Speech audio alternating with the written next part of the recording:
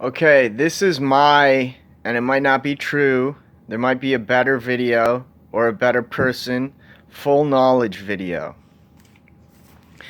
Now I'm going to start simply with Newtonian mechanics, which you can find out on your own, but a branch of it is structural engineering, because no one has done atomistic modeling of structural components. Now, there are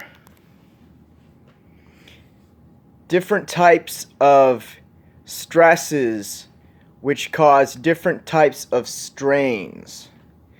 See, there is compression, tension, shear, and in the middle, when shear happens, bending. But shear and bending happen in conjunction all the time. You can't get shear without bending, and bending without shear. So you have a few different materials that you can use. See, glass has an atomic structure which is anomalous. By that, there's a different word for it. You never know what the glass is going to be at one point, what the molecular form is. So glass in its pure form, a single molecule, is 200 times stronger than steel. But by itself, it's... Anyways, there's concrete, reinforced concrete. There's tendons that are made of steel, both pulled taut and let go once it hardens, or pulled taut when it hardens. The one that is pulled taut is called post-tensioning, and the other one you know the name of, pre-tensioning.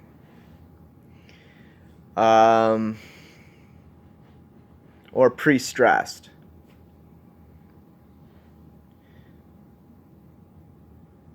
There are two types of fasteners that are not bolts or nails. They are rivets and welds. And very interestingly enough, you put different heats and speeds of cooling and warming of different materials in these metals. This is metallurgy. You get a different end product, different atomic packing structure.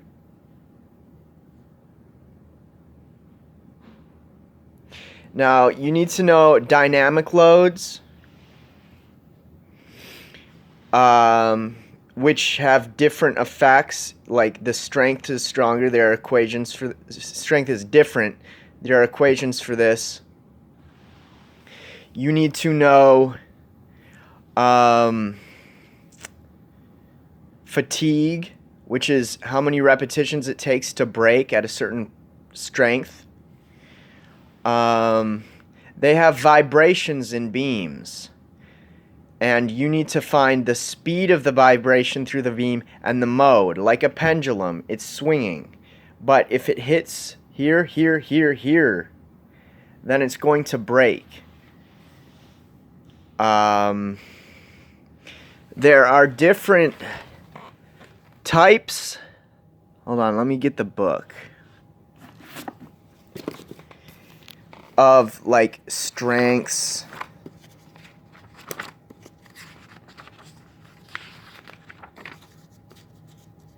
And they can have chemical reactions, anode-cathode reactions, like a battery, and change, and that's probably a bad thing in all cases. Building.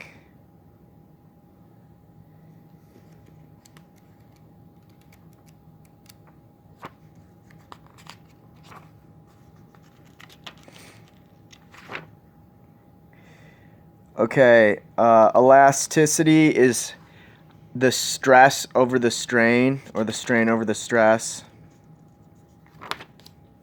A Sharpie V-notch is an impact test. It's a pendulum. I would do these offhands. I know them. I don't want to make this video longer than it should have been.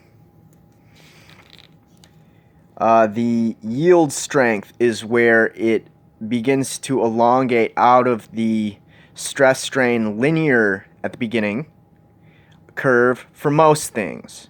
Actually, most building materials do have a linear stress-strain curve up to a certain point. Concrete is different. It's less, even if it is the same. Well, see, concrete can come up to very strong things, but it's very expensive. So you get different answers. Most people think concrete is pretty weak. It's not. Masonry, you want to do in an arch. I mean a parabolic catenary. And there are equations for it. There's also post-tensioned masonry, which is where you put the steel tendons in the masonry and pull them taut. Ductile.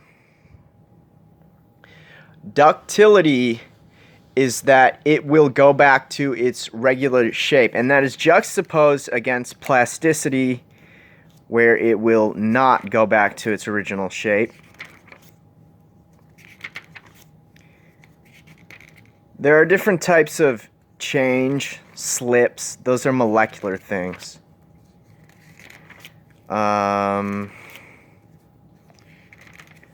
So the one that you want to do by hand is Rourke's formulas for stress and strain. If you know the shear, etc. Oh, and torsion, which is twisting. You have the equations. The moment of inertia is the point that it will spin about in space when pushed. It's the center of mass. One thing is that when you have a point here and you have a weight and you attach cables and then a pulley wherever, you will get the force downward if you have 2 divided by 2, but this is a cable. This isn't how a beam works. And divided by 2, but that's the vertical components. You take a triangle, you take the hypotenuse, and that's the force. Fluid mechanics. There is losses in pipes, and you can find them out. But back to dynamic loads. You have the vibrations, and you also have the soil shear. So you don't want it to go in a mode of vibration. And you track the movement through the beam of the building.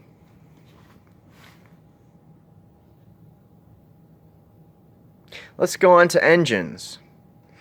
It's just a mechanical apparatus that transforms energy from explosions from a electric current that starts off the explosion inside, and combustion is what it's called.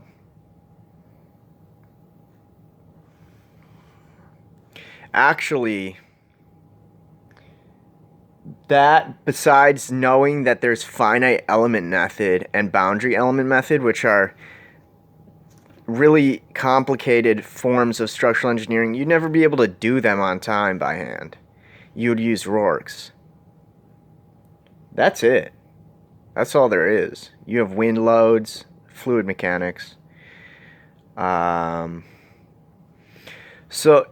Which is ironic that we're getting to the utilities, because gravity and electricity and the outcomes of the nuclear forces are all we know.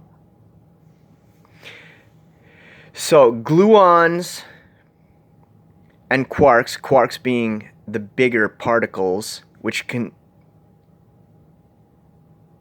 constitute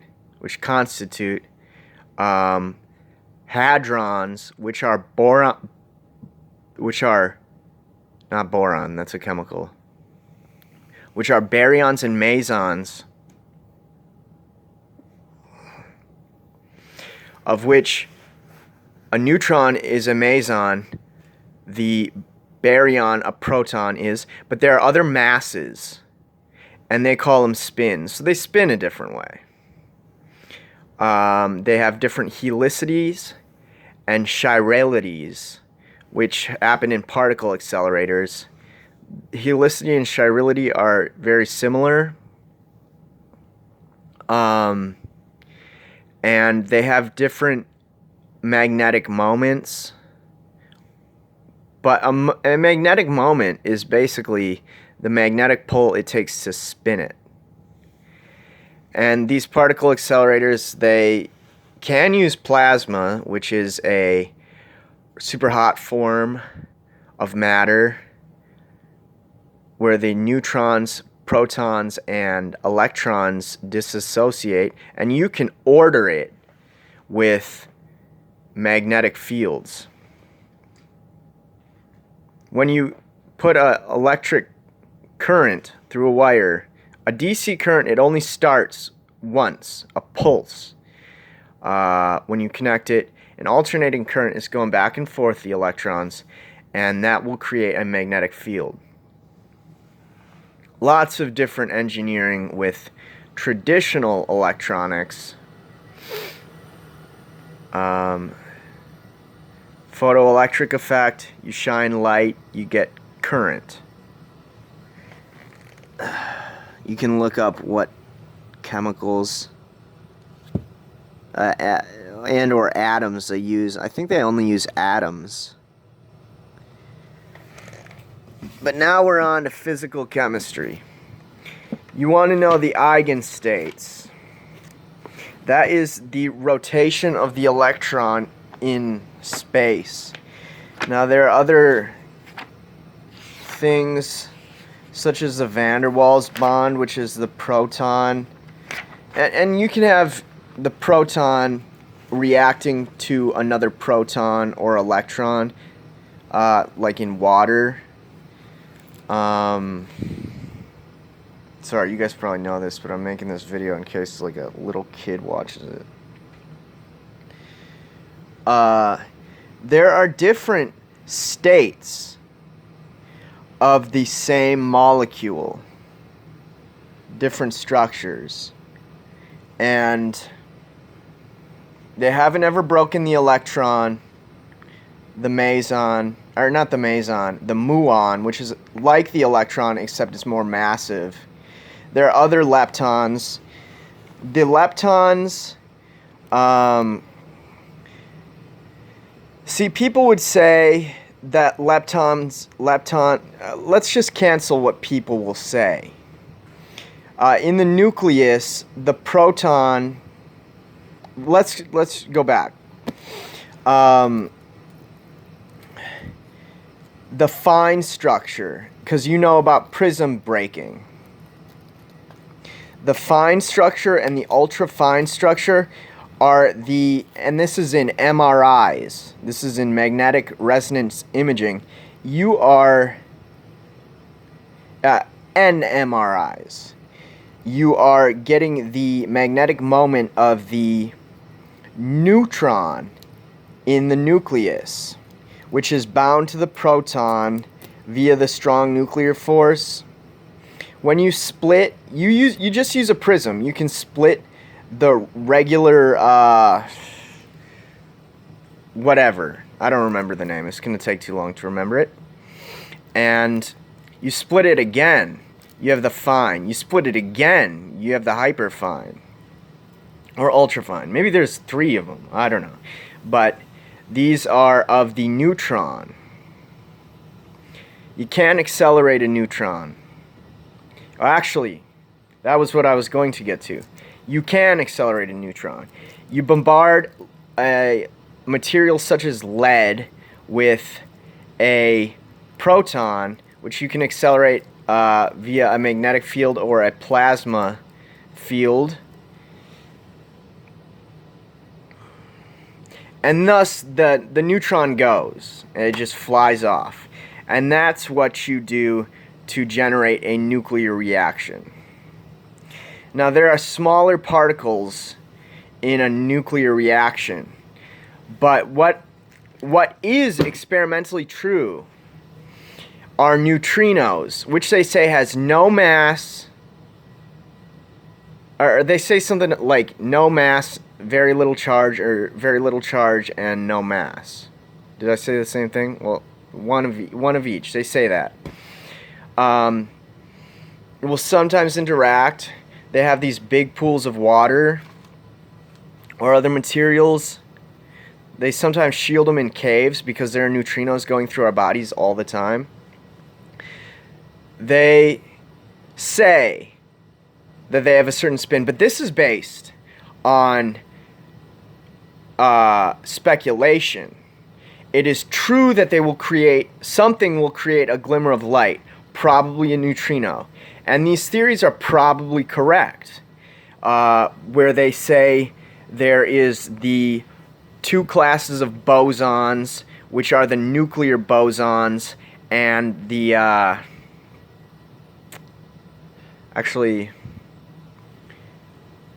the nuclear bosons, possibly. I don't know what they call them, the mediating particle. But let's go to some, and it's less important what people say and more,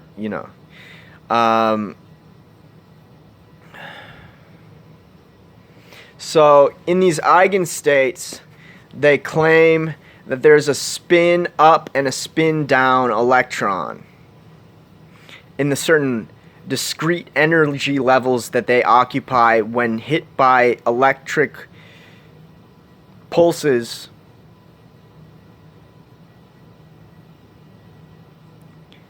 not through a wire, not from an electron. Magnetic pulses is what I should have said, but it is electrical force in a way. Photons. We'll have to get to that in a second. They say they spin up or spin down. Nobody's ever broken leptons. Break leptons. You could try to shoot a gamma ray at an isolated lepton.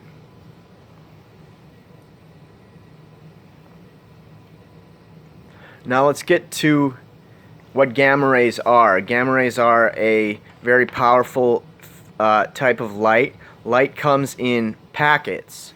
A gamma ray will destroy you. They come from atom bombs, atomic reactions.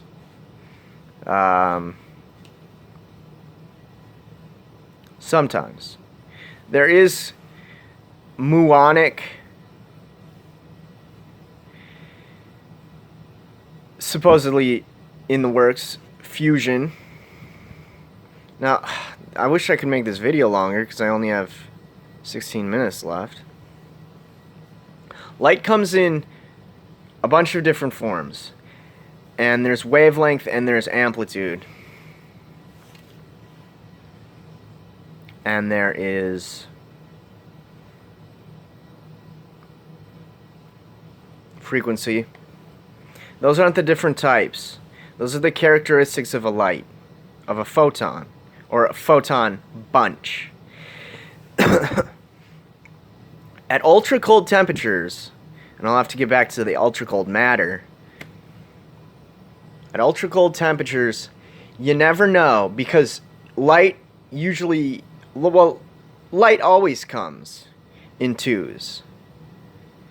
Supposedly they're working on something that doesn't, a quantum dot, but I don't think that's true, because what they do with a quantum dot is they trap one atom, or a molecule, whatever, a big one, in a chamber, shoot lasers in the chamber. It's supposed to shoot out one, but they say the laser light interferes, so maybe they're just wrong. Ultra cold lasers, ultra cold light is random because they come in twos. They come in spin up and spin down, or spin left and spin right, whatever it is, whatever the vernacular. Quantum I just fucked up. But not quantum. Forget I said that word. You don't know which one's which in ultra cold light. Now, so I stay on the right path, I'm going to talk about ultra cold matter. It degenerates. It does like plasma in a way, but these smaller than electrons, protons, and neutrons, well, it does two things. I think. You'll have to look this up. Well, there's so much. Liquid helium. This is interesting. You can't make helium hard. We can't do it. It takes too much energy to make it cold. But it is frictionless. If you found helium, a helium disk in the universe at liquid helium, it would just, if you hit it, it would just rotate forever. It would never stop. Now, these Bose-Einstein condensates, I assume they are bosons. But it's fermions.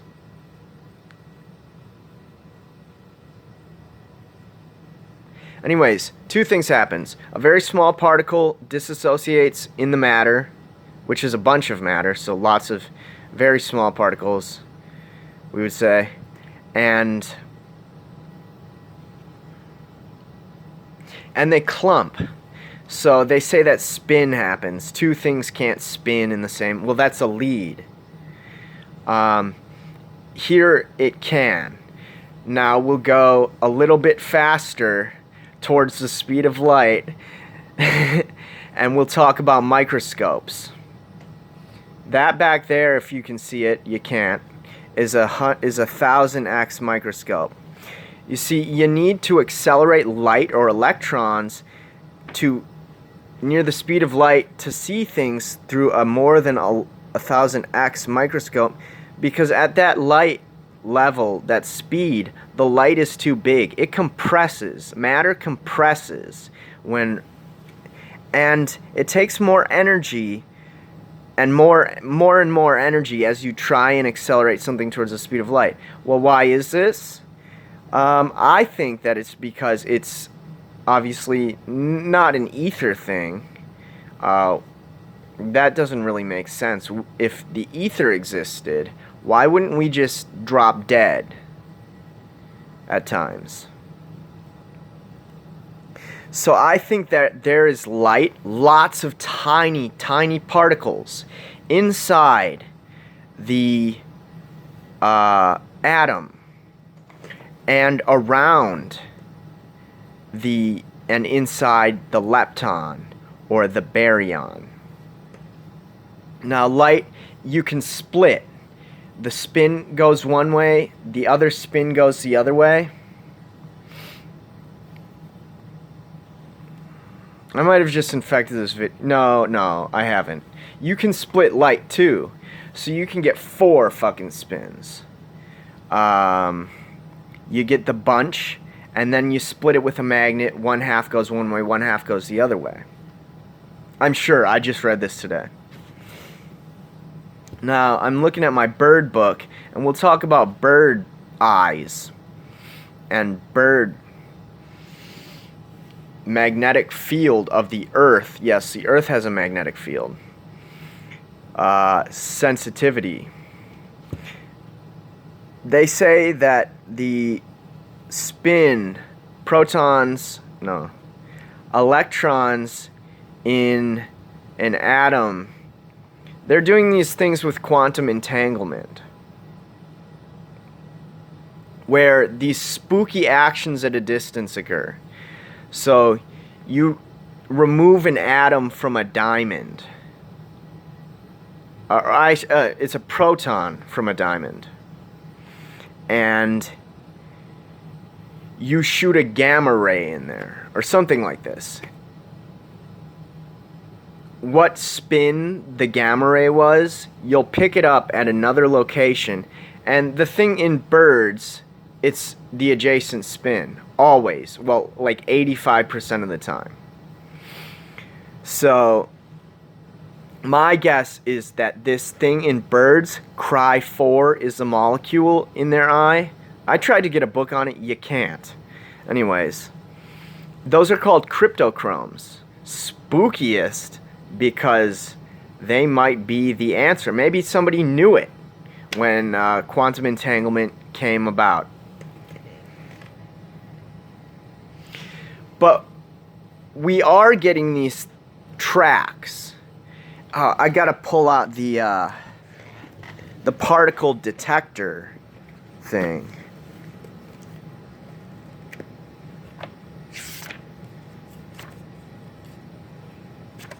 There are many different accelerators. They accelerate things like protons, antiprotons. Yes, you can create antiprotons. You'll have to look up the process yourself. It's called antimatter. Those would be protons with the opposite charge. Now, same mass. Storage rings. Exotic matter. That is matter with different, and that's so cool. They're very short-lived. Non-electrons. And you can make other weird exotic matter. I don't know if they're exactly considered exotic matter, like positronium. I think that's a proton and an antiproton in a dance. What was I thinking about? I read something somewhere about,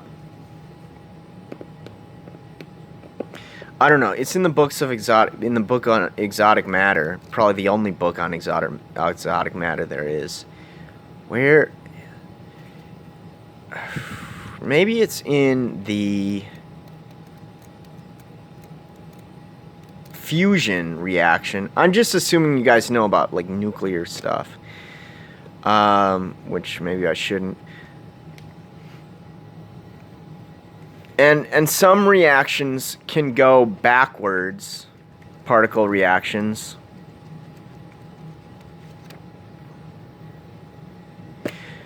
Like positronium or something is created in the uranium. Maybe it's not the uranium, maybe it must be the uranium. Anyways, there's lots of cool stuff. But the theories, as they have not unified gravity, they have not unified everything, may not be true. As we can't really, we just get them as a derivative. Now, when you accelerate a proton or an electron really fast, it lets out light. That is called synchrotron. And another type, there's other stuff, other types of radiation. I'm missing something, I think. Plasma, maybe. Accelerators and particle detectors. These are all electromagnetic, but you can get things that go through matter. Rutherford scattering, for example. Shooting little things at molecules or atom solids bouncing off. That's how they found out these things were of empty space. You have, there's just so much in it. There's a lot of things you're going to have missed from this video, I think. So maybe I shouldn't call it, well, it's my truth. Oh yeah, in atoms, you can get different nuclear structures. And they have different weights for some reason. It's probably because some things reject light. Or they interact with the scale. But these, you have to have a knowledge, let's just go to some atoms have relativistic electrons, the heavy ones. I can't really talk and get the fucking particle accelerator instrumentation up. Give me a second. I was right there, I thought. 782 constituents of matter.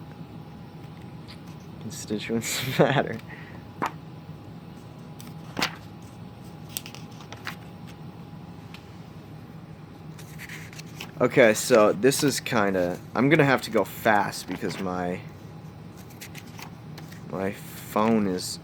like, they trap them with lasers. The stuff. They cool them with lasers. Yeah, sometimes that happens. When you shoot light of a certain type at an atom... well, I think the atoms always go to a higher orbital and come back and release light. But I'm pretty sure they can go back and stay there. That must... I think that's what's happening. They don't know why the electron doesn't plummet. I assume it's... I think I said this. An electric... effect of photon cloud. Scintillation counters.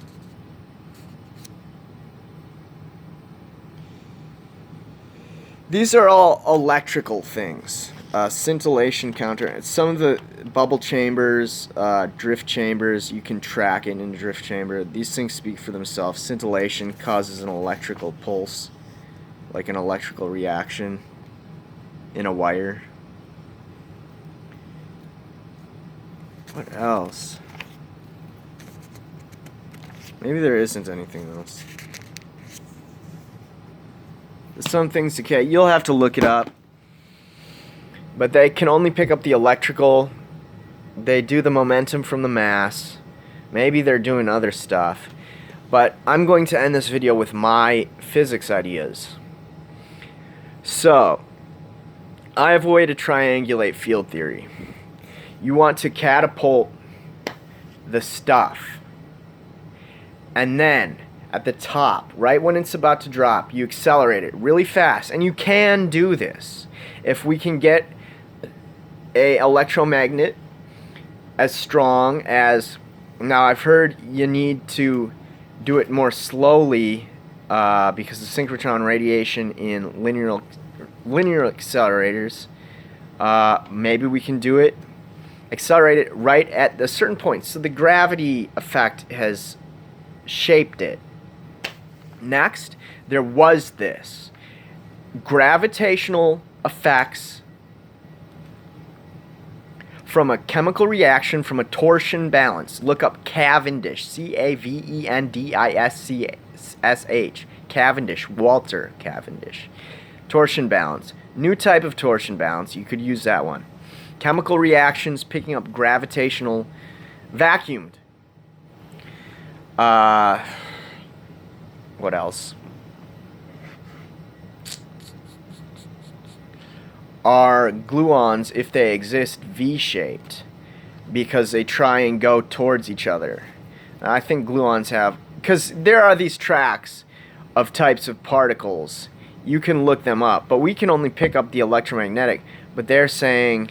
So really what we have to do is everybody should watch this video, get comfortable with the mathematics, and look at CERN's data and go through as many as you can and just try and figure out what the heck is happening, what the God is happening.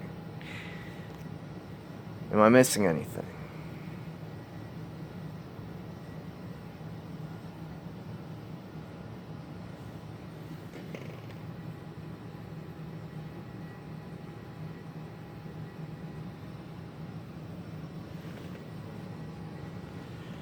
Oh yeah, I'll give you a couple more leads. Fossilization, not going to help you. Deep sea fish physiology, not going to help you. not to break the bounds of physics, at least right now. But that's a good lesson to learn. If we break some bounds in physics, we'll have new substances, and the fossils or whatever may be wildly different than what we have.